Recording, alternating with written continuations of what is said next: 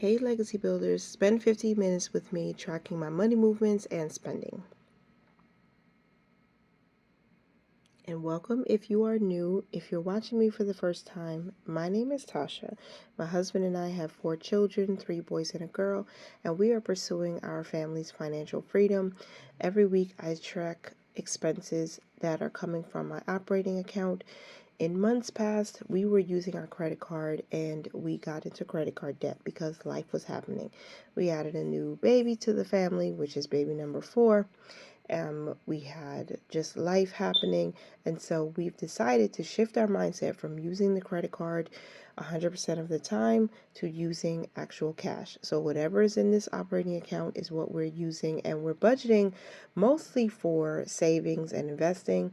You will see a few expenses for food, for gas, or for household purchases. That's basically it. But I want to make sure we stay on top of where the money is coming from and where the money is going. I'm happy to say that we are going to be tracking for the last week of January. So I have recorded this video on Sunday, February 2nd, and I'm tracking all of the expenses between January 26th and February 1st. I track from Sunday to Saturday. That's how I've been doing it for the past 5 years, and it has worked and helped me quite a bit.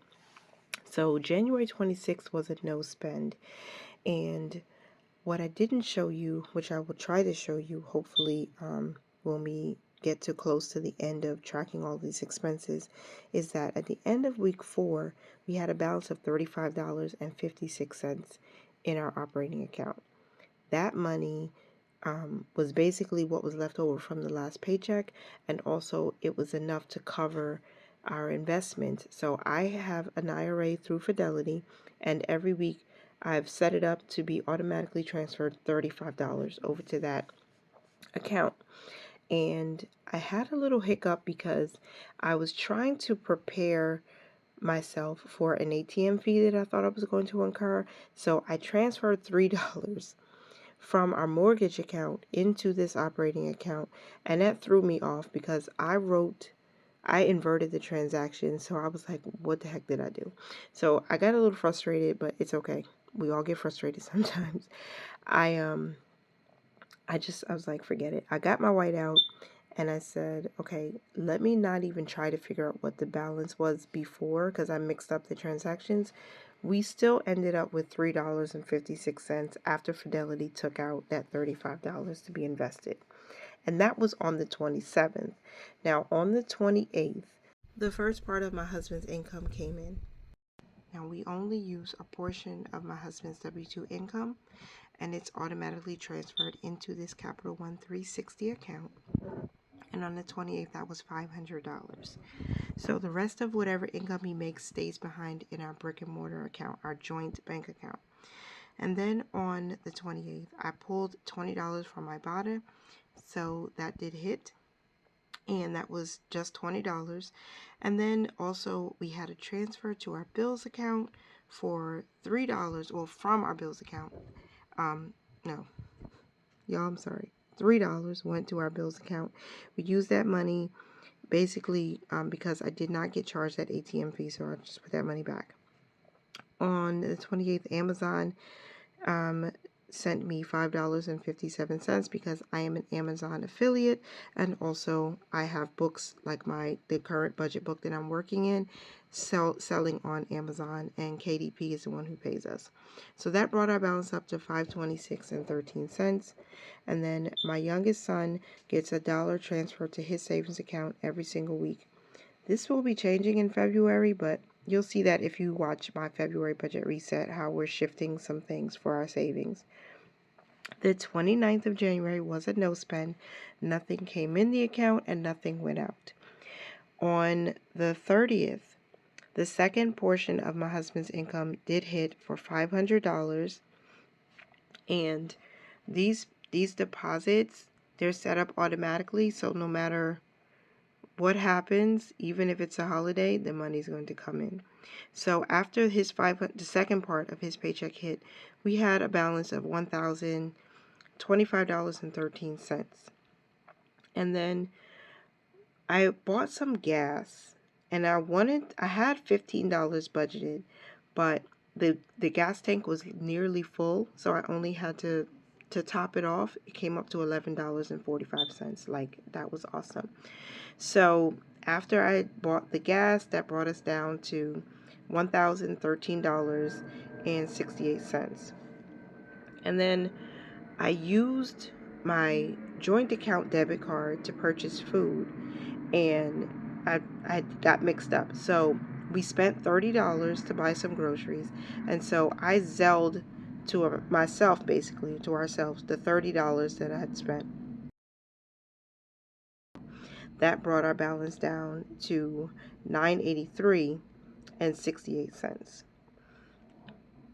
And then I needed to buy some clothes because my baby girl is turning 1. And so I wanted to buy some clothes or some outfits basically for her birthday. And so we had the money in our clothing fund. And so I transferred into the operating account the $44.95. And basically, while I was standing at the register, I wanted to make sure I wasn't going over what we had in that account to use. And so, girl, I went to Marshall's. I bought some of the cutest outfits for her, I think. So I'm so excited. So the money came in, but the money immediately went out. But I wanted to make sure to log that in there so I know what was happening. So after I transferred into $44.95, I made my purchase of $44.95 from Marshall's. After that transfer posted, we still have the 983 and I'm sorry, yeah, the 983 and 68 cents in the account. And then the next day on the 31st, that's when all of the money moves that normally happen on payday took effect. The first transaction was basically a bunch of transfers. We have money going to our bills account every week, and then we have money going to our savings, different purpose funds like wellness, clothing, food, and transportation. Those are really, like, they can be really high expenses, so I wanted to make sure that automatically money get transferred every Friday. And so the total of all of those transfers was $74. So I need to put that in. And once I calculate that, we have a balance of $909.68. I count every dollar, y'all. This is how I normally do it. So hopefully if you're watching, you can get down and look in your money and look at your transactions. Go look at your online statement, and hopefully we can do this together. The next thing is the tithe. So we have a separate checking account just for tithing and giving, and I don't like to commingle any of that money because I don't want to accidentally spend what we have set apart to give. So our tithe was $102. After I sent that over, we were left with a balance of $807.68. Then we Zelled money to our Ally Bank account where we keep our emergency fund. A good, not a smaller portion of this is in Ally, and we want to gain interest on it. So for the first 90 days of 2025, we are pushing to save an additional $900 in our emergency fund. And so every week, I'm transferring a small amount to help us get there. So this day we sent $60. That left us with a balance of $747. And then we transfer a fourth of the mortgage to the mortgage account. It is a separate account just for the mortgage. And then that was $475. It's a big chunk every week, but I'm putting extra because I want us to get ahead of this expense, and I want us to be able to feel comfortable paying such a large expense when we get to our own home. So that left us with $272. And then there was a transfer to the bills account. This is for everything else outside of our housing costs for $125. This was to pay our car insurance. We are paying it every week right now until we can get ahead of it and start paying every month, and then eventually every 6 months. So after that cleared, we had a balance of $147. And then I did have $80 in cash that I was supposed to withdraw from this account, but I withdrew it from our brick and mortar account. So the $80, I used that to purchase groceries at Costco, and I was over that $80 limit or budget. So I transferred into the operating account $6.05. Literally, while I was standing at the self checkout, I said, okay, we went over, so let me transfer $6.05 from our food fund to cover it. And then the next purchase was Costco. We bought a few groceries for $86.05. And then the next transaction was the $25 payment that I made towards my business credit card. I needed to go back to check to see how do I categorize it, but I normally don't pay the credit card from the operating account. We've been paying it from our bills account, so I was a bit messy. I had to use my whiteout. So business credit card got a payment for $25, and after I log it, we had a balance left over of $42.68. What I like also about Capital One, not only do they not charge us fees, and this is a 360 account because years ago, this account that I have, almost 2 decades I've had this account.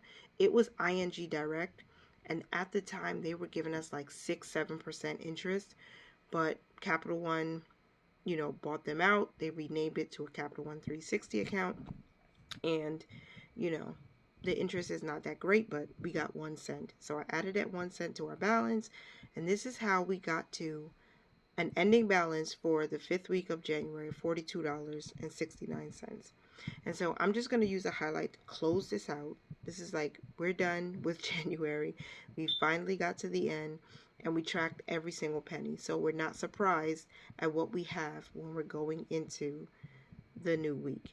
So if you can see, I started with 35.56. After I made some corrections there, this is where we started at. I just wanted that to be clear. And now I can go on and total up how much we spent in those 3 categories. So I kind of made a weekly check-in. Oh, this is my credit card. So this is my operating account for February, where we're starting at $42.69.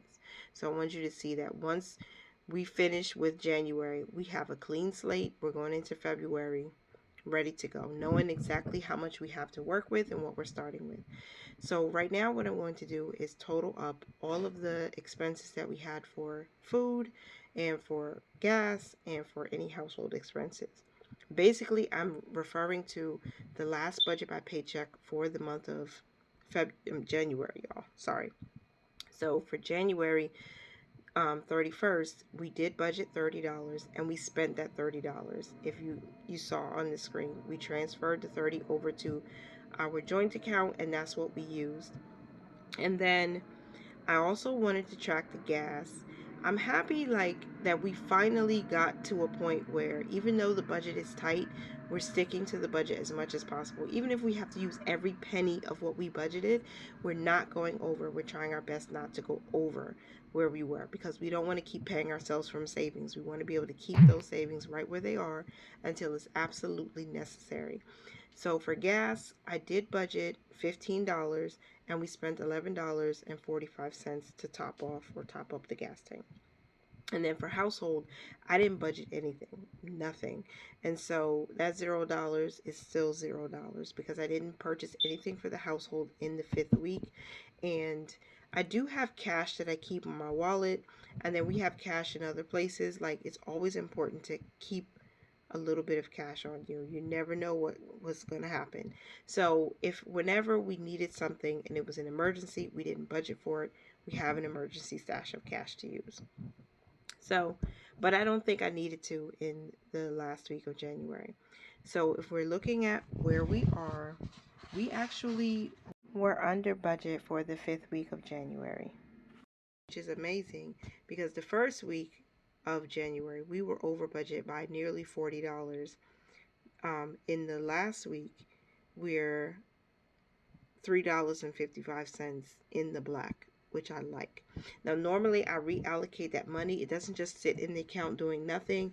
Like, if I want to leave it in our cushion to use as a balance forward, I'll do that. Or if I want to reallocate it to like the savings challenge or to debt, I would do that. But that's it. That's everything for our weekly budget check-in. I hope you guys enjoyed this video. Please don't forget to comment down below, like the video before you leave, and hit the subscribe button if you haven't. As always, mind your money, manage it well, and live your lives abundantly. Bye for now. Baby, you give me ice and fire. You're giving me wind and rain. You're some kind of